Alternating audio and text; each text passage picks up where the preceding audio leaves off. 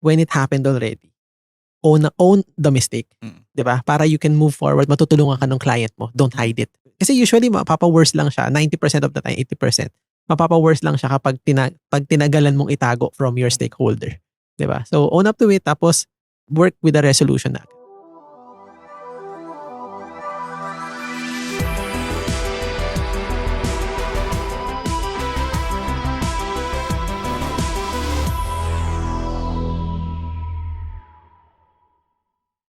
Alright, welcome to Kaka Computer, where tech meets wit and wisdom. So for this episode, pag-usapan natin ng mga horror stories natin sa tech. So alam ko marami kayong mga hugot dyan eh. Ito yung pagkakataon nyo. So Let's go. So to start with, can you tell us about yung pinaka most unforgettable tech disaster na experience nyo? Yeah. Do you want to start, Iggy? Okay, sige. Ako. So for context, I am the youngest one here. Okay. So maybe my experiences is very minimal. Pero one of the incident, I call it an incident, di ba? It's an incident, di ba? Ang mga horror stories is I did a migration in the database. Pero walang backup. Di ba? So basically what happened, yung migration na yun, basically destructive siya. We didn't know back then it was destructive. However, when users were ready, kasi may kasabihan, di ba? There's no traffic like production traffic. So dun pa siya nalaman na medyo destructive pala tong migration na to. It basically overwritten some of the records, and since walang backup, paano yun, di ba? May data loss talaga. Buti na lang yung parang project na yun is hindi pa gaanong karaming users. It's not a social media app, so it was remedied. Pero it was really there was really an event report. Diba? There's always that post-mortem event report that happens to you, right? So basically, I remember that that horror story very clearly is because it's the horror story that basically shaped my career. Na okay, ganito, it's unacceptable. Pero then again, it's a learning experience. These horror stories shouldn't be it shouldn't, although medyo nakakabawa ng loob. Pero you should take it as a learning experience when it comes to So how about you, Sir Jobs? Okay. So I was thinking about which one to share, no? Sobrang dami ba? So siguro I'll share one or two, no? So yung una is na-hit kami ng DDoS attack na 2 million requests per second, no? So 2 million, 'di ba? So hindi naman alam anong gagawin, no? So what happened was we tried all sorts of things, and then we were in a call na with AWS, no? So 1 week nagpatuloy yon, and we were overcharged na sa AWS WAF, no? So the customer was not happy, times 3 yung bill niya, times 3 times 4, no? But ang na-remedy namin dun was eventually we moved the front end, no, to a single page application to CloudFront. So from an easy to set up CloudFront. So nawala yung attack instantly. No? Nahaharang na siya ng CloudFront. Di na nila afford i-down yung CloudFront. Nice. And the second one siguro was naubusan kami ng IP address. No? So kasi nung kino-configure ko siya, no, akala ko 256 IP address in one subnet is akala ko a lot na, di ba? And then the thing called 1111 started to take off, no. 1111, 1010, 99 yung mga ganun. No, so we scaled to 512 servers, no. So 512 is 256 times 2, di ba? So inubos namin lahat ng IP. No. So we did that before we upgraded our RDS instance. No? So imagine my horror, no. So in-upgrade ko from 12x to 24x large. Tapos nakita ko, terminal state. You cannot change your RDS. So that was 1 hour before the 1111 or 1010. No, so that was like a very horrifying experience. Mga 3 hours akong na-anxious. No? But we were able to back up everything and operate. Yeah. So all good. How about you, Jan? Sa akin medyo kakaiba. So I would say back in Sydney, typical OFW, I was doing contract work before. So as you know, for city contractors, usually mga 1-month contract, 3-month contract, 6-month contract. Siguro yung terrifying is may 3-month contract ako before. Then along the way, we have this client in New Zealand na nag-tanking business niya. So yung 3 months contract, naging 2 months na lang. So medyo disappoint ako, ba yan? 3 months na nga lang, di ba? But it's a high-paying job, basically, for the contracting. We're talking about $500,000 for ang katumbas niya per month. Then na-disappoint ako noon. No? So, one thing's okay lang. So, yung horror story ko, basic is may legal thing siya. So, nagreklamo ako sa Glassdoor. This company is not... Lord shit. Ayan, nag-rant na ako. Grabe, sinabihin ako ng CTO. They're trying to... we will push charges against you, John Bonso. You're bad-mouthing us. So, ayun horror story. Pero, na-resolve ko siya. Siguro, I talked to the manager. I apologize. But to be honest, I'm really disappointed. 2 months now. Siguro nagsabi din sila na it's because of the company. Diba? The client is not doing really well. No?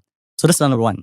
Siguro number 2, or another horror story is when I'm running my own company for Tutorials Dojo. No? May isang doon, nagda-down siya. For some reason, there's an intermittent downtime. And you can't figure out, no? The CPU utilization is just, 50%? Kalahati lang. RDS utilization is also 30-40%. What's happening? Sabi ko, no? Even sa logs, walang lumalabas. No? So, eventually, it's basically a scheduled job ang nangyayari. And it's actually quite intermittent. Inabot kami ng mga 3-4 months. No? To the point na ang dami kong tao. Sir John, di ko po kaya. Ang dami ko ng even na-exhaust namin yung mga namin. Nananangin na ako sa may kapal. Lord, parang awa niya. Horror story talaga yun kasi that particular time, we do have a lot of clients in the US, they're using in the UK, global app yung sa amin, very public facing, and we can't figure out what's happening, and people are refunding their money, right? So that's a very horror story, just like Leo, diba, nagtumas yung and we can't, of course, upscale those RDS servers infinitely kasi tatas yung cost namin, so we can't figure it out. No? But thankfully, with the stroke of luck and hard work and persistence, we were able to find out the culprit. So ano lang pala siya, 2 lines of code, my God. Tuwa-tuwa. Inabot pa kayo ng months, no? Oh yeah, it's true. As a remedy, we temporarily scaled up our instance, but actually that's not the proper fix. Yeah. It's actually a code fix. To the point that our users, actually you can see it's actually a very public thing. On Reddit, our AWS certifications, Tutorials Dojo portal is down. John Bonso, where are you? It's true. It's a very public thing. You go to Reddit. Of course, I'm the face of the company. And then, yes, sir, I will do it. Yeah. Rest assured that we're actually following all of the the well-architected framework thing. No, it's just that it's a code thing, right? You're quite a cheapskate. You're not upscaling your servers. No, it's a code thing. Yeah. It works on my machine. No, we have a cloud front. We have all the caches. We have database caches, Elastic Cache, and everything. No, so that's a horror story because I don't know out of my entire career. No.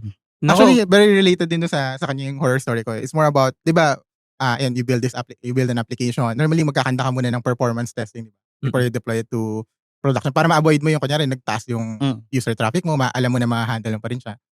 Dalawa yung horror story namin dito. Yung una is, so, nagkanda kami ng performance testing ngayon.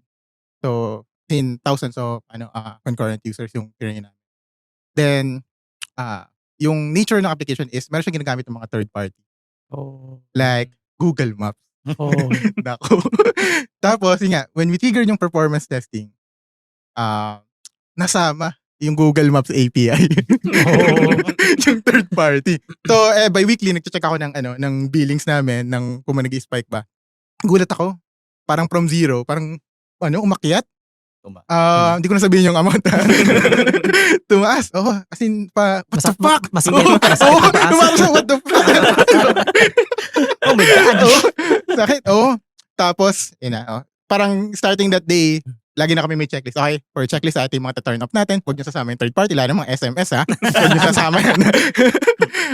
So, when doing performance testing, kailangan talaga i-map out mo. Ano yung mga kailangan mo exclude? Or, try to mock, set up a mock API. Another one naman is, nag-performance testing kami. Siyempre, gusto mong ma-simulate yung, di ba? Na higher specs. Nag-upgrade kami ngayon. Saka namin pin-performance testing, di ba? Sobrang happy kami. Okay yung result. Tulog na kami. Nakalimutan namin i-downgrade. Oo. So after 1 week na naman, may nag-alert na sa akin sa AWS. Nakita namin, expect na rin.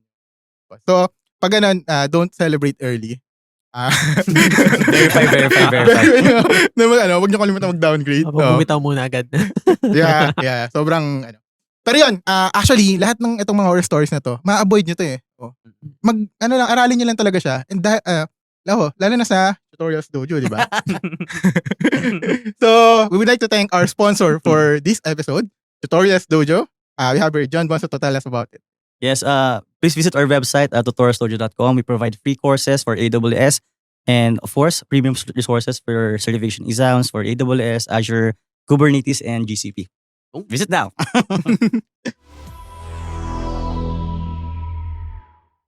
And siguro ma-add ko lang din, no?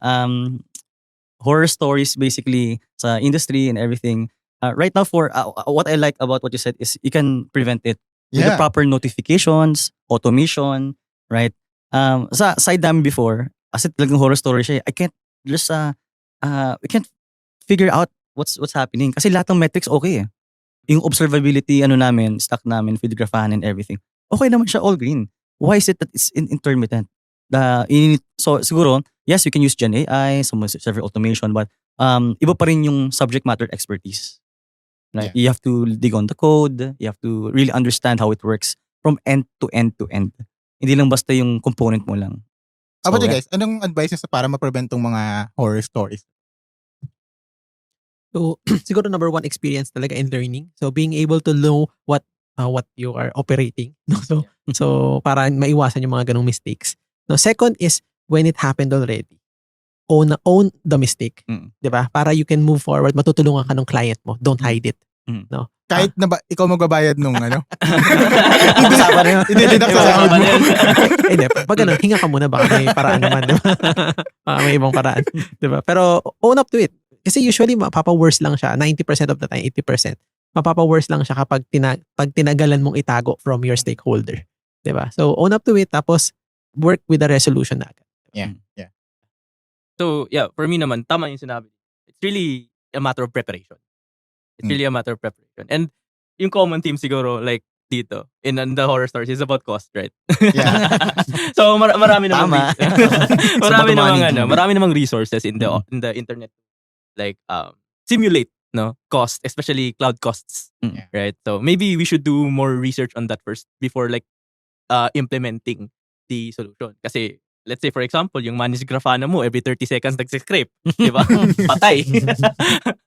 Parang $200 per day, parang ganun, di ba? So we need to simulate it first before we proceed to the implementation.